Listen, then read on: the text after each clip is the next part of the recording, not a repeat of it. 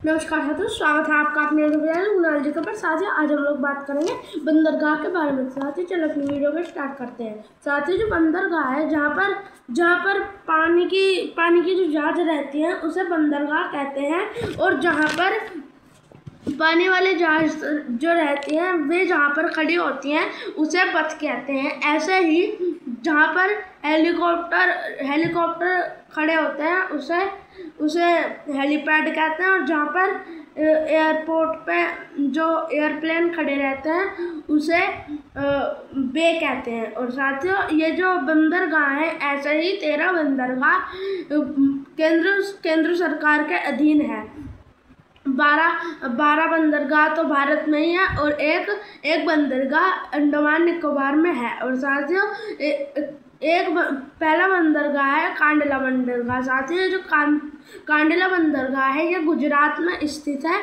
और ये जो कांडला बंदरगाह है ये ज्वारीय बंदरगाह के नाम से भी जाना जाता है, क्योंकि यहाँ पर ज्वारीय बंदरगाह जो है, यहाँ पर जो ज्वार होते हैं उनकी जो सप्लाई होती है वो बहुत ज़्यादा होती है और उनकी डिमांड भी बहुत ज़्यादा होती है। इस बंदर का नाम कांडला बंदरगाह हटाकर दीनदयाल उपाध्याय बंदरगाह रख दिया गया है। और साथियों, इसके बाद आता है मुंबई बंदरगाह। साथियों, जो मुंबई बंदरगाह है ये भारत का सबसे बड़ा बंदरगाह भी इसे भारत का सबसे बड़ा बंदरगाह भी कहते हैं। और साथियों,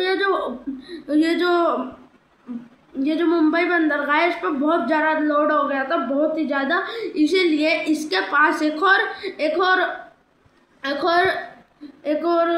बंदरगाह बनाया गया जिसका नाम था नावासीवा बंदरगाह। साथियों, ये जो नावासीवा बंदरगाह था ये जो नावासीवा बंदरगाह है ये थोड़ी सी जो पानी वाली जहाज़ें वे यहाँ जाती थी नावासीवा बंदरगाह में, और थोड़ी सी मुंबई बंदरगाह में चली जाती थी। और ये जो साथियों जो नावासीवा बंदरगाह है ये जहाँ पर ये जो जगह है उसका नाम है, नहीं तो इसका नाम जवाहरलाल नेहरू बंदरगाह है। इसके बाद आता है मोरमुगांव। साथियों, ये जो मोरमुगांव बंदरगाह है ये गोवा में स्थित है, जो कि टूरिस्ट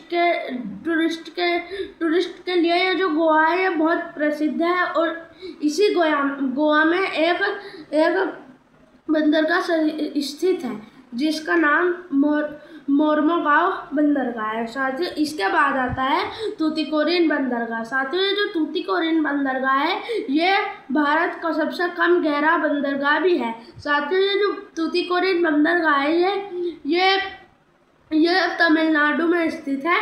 और ये जो बड़े पानी वाली जहाज होती हैं ये तूतीकोरिन बंदरगाह में नहीं आती है, श्रीलंका के एक बंदरगाह में रुक जाती हैं। और फिर जो छोटी पानी वाली जहाज होती हैं उनसे